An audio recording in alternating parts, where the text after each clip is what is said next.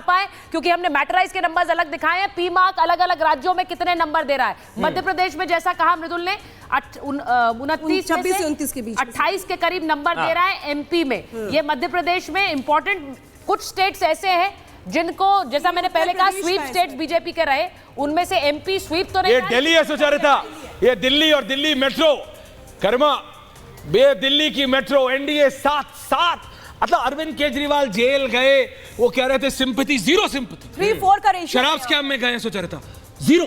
ये जीरो, और ये भी दिखाता है कि दिल्ली में ये एक तरह से बीजेपी की हैट्रिक रहेगी 2014, 19 और अब 24 में। अगर ये नंबर्स में तब्दील होता है, यही रिजल्ट होता है, तो ये बीजेपी के लिए दिल्ली में हैट्रिक है। और गठबंधन में लड़ी थी सुचारिता। इस बार अगर हम इंडी को देखें तो 3:4 वाला रेशियो उन्होंने अपनाया था और कांग्रेस को ज्यादा सीटें देकर खुद को कम ली थी। लेकिन कहे कि एकदम एक वो फैक्टर 21 दिनों के अंदर जो कोशिश की थी अरविंद केजरीवाल ने सिंपैथी का, वो यहाँ पर नजर नहीं आ रहा है। जो यहाँ पर लोगों का मन है वो बिल्कुल क्लियर है कि हमें क्लीन पार्टी चाहिए, हमारी उम्मीदों को पूरी करने वाली पार्टी चाहिए। और उत्तर प्रदेश के भी हम लगातार जिक्र कर रहे हैं, देखिए दिल्ली का हम लगातार जिक्र कर रहे हैं। और 2019 और 2024 की अगर देखेंगे तो वोट परसेंटेज में यहाँ पर खासतौर पे एक बड़ा इजाफा होता हुआ नजर आ रहा है, क्योंकि देखिए वोट मिलना और वोटिंग परसेंटेज में इजाफा होना दोनों अलग अलग बातें होती है। लेकिन यहाँ पर बीजेपी को वोट शेयर भी अच्छा मिलता नजर आ रहा है। 58.2% का जो वोट शेयर है वो खाते में नजर आ रहा है। और वहीं अगर कांग्रेस की बात करें तो 28% का वोट शेयर उनके खाते में नजर आ रहा है। देखिए अब गुजरात की बात करें, गुजरात हमेशा ही बीजेपी के पास रहा है,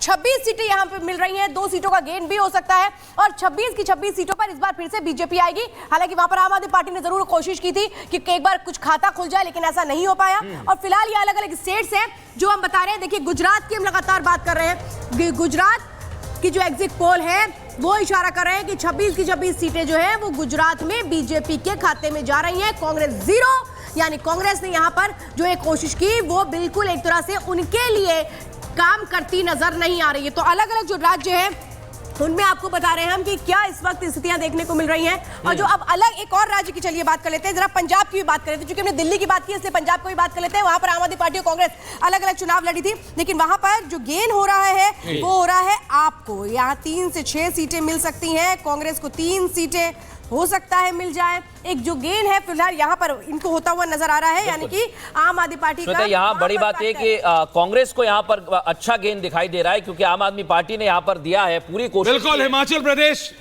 से जयराम ठाकुर जी हमारे साथ और मुख्यमंत्री हमारे साथ हैं। जयराम जी, 2 सर्वे हैं, बहुत बहुत धन्यवाद रिपब्लिक भारत से बात करने के लिए।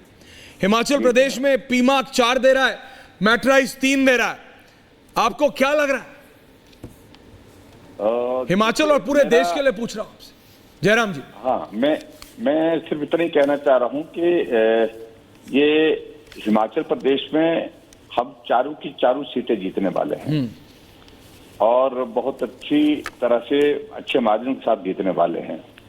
और जहां तक ये एक आप कह रहे हैं कि एक जगह आप कि एजेंसी के माध्यम से 3-1 का जिक्र आ रहा है, तो मैं समझता हूँ ये हो सकता है कि पहले ऐसी स्थिति रही होगी कि भी थोड़ा चुनाव का कैंपेन जब लास्ट में कंक्लूड हुआ है तो हम चारों सीटों पर आगे निकल गए हैं। तो वो कौन सी सीट है जहां आप खुद मान रहे हैं कि एक समय थोड़ा गड़बड़ था, वो कौन सी सीट है? ऐसा गड़बड़ नहीं था जयराम जी, इस तरह था कि भाई कुछ सीटों पर कॉन्टेस्ट अच्छा था। हमारे 2 सीटों पर देखो हमको मान के चलना पड़ेगा। अब जो है, अब जो 2 सीटों पर कॉन्टेस्ट था ही नहीं।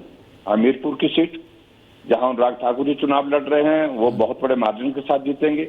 और कांगड़ा सीट पर हालांकि कांग्रेस के नेशनल लीडर लड़ रहे हैं। मंडी का क्या कहना है? मतलब मंडी की सीट डाउटफुल है, विक्रमादित्य और नहीं कंगना नॉर्थ के बीच आप मानते हैं? बिल्कुल, आप तो कोई भी डाउटफुल नहीं है। कॉन्टेस्ट हमारा, आपने नाम नहीं लिया ना, इसके बावजूद भी हम दोनों सीटों पर हमने मेहनत ज्यादा की है, फोकस किया है, फोकस करके वर्किंग की है और हम अब चारों सीटें जीत रहे हैं।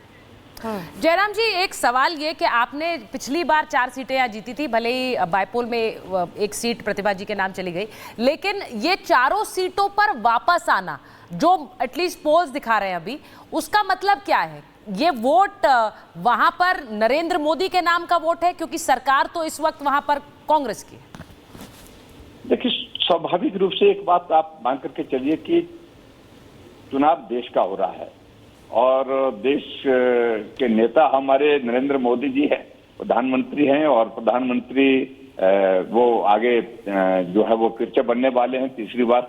तो स्वाभाविक रूप से उनका चेहरा, उनका हिमाचल के साथ एक कनेक्ट और हिमाचल के लोगों के साथ एक रिश्ता एक इस तरह का है जिसमें लोगों को लगता है कि जहां देश की बात आती है तो वहां तो नरेंद्र मोदी जी ही होने चाहिए। जयराम ठाकुर जी, आप हमारे साथ दशक में भी जयराम ठाकुर जी हमारे साथ बने हुए हैं और हमारे साथ इस वक्त बिल्कुल, बहुत बहुत धन्यवाद जयराम जी, रिपब्लिक मीडिया नेटवर्क से बात करने के लिए बहुत बहुत धन्यवाद आपका।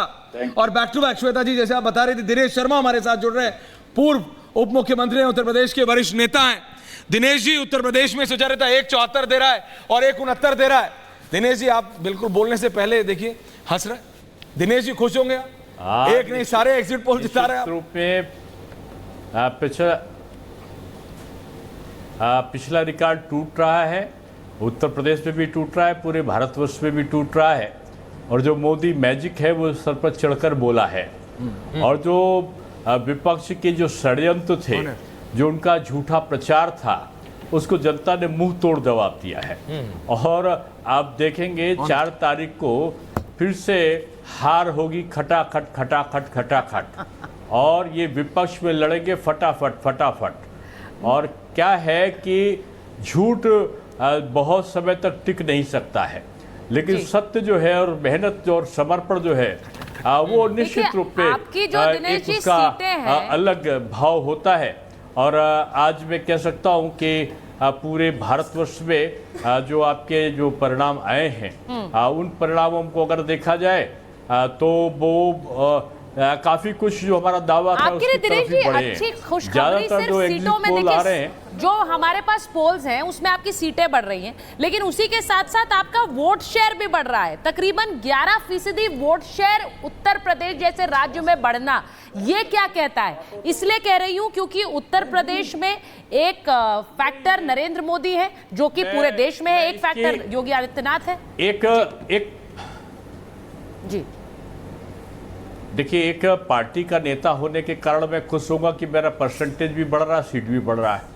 लेकिन एक जनता का आम नागरिक होने के नाते मैं कह सकता हूं कि ये देश का और प्रदेश का सौभाग्य था कि जाति विदेश ने, सांप्रदायिकता के उन्माद ने जो विपक्ष द्वारा फैलाया जाने वाला था, उसको जनता ने मुंह तोड़ जवाब देने की कोशिश की है, ऐसा एग्जिट पोल बता रहे हैं।